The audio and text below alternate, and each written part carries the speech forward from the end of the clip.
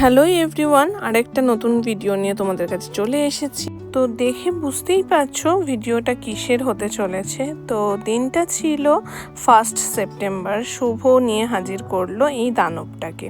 তো বলে রাখি, এটা কিন্তু আমাদের যাতায়াতের জন্য খুব দরকার ছিল। গাড়িটা পুজো দিতে চলে গিয়েছিলাম লেক কালীবাড়িতে, যেখানে আমাদের আগের গাড়িটাও পুজো করা হয়েছিল। মা কালীর সাথেও আছেন মায়ের আরও 3টে বিদ্যা, যেটা হচ্ছে ধূমাবতী, মা বগলামুখী আর হচ্ছে মা শেরাওয়ালি। দেখতেই পাচ্ছ মা কি সুন্দর জল করছে।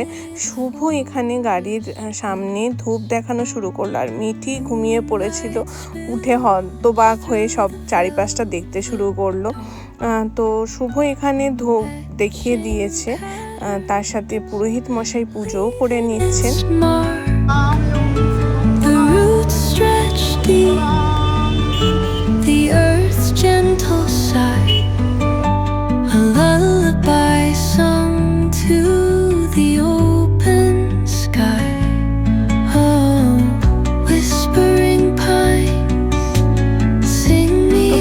আমরা পুজো টুজো করে ফেরত চলে এলাম। শুভ গাড়ির সামনে একটা মালাও লাগিয়ে দিয়েছে।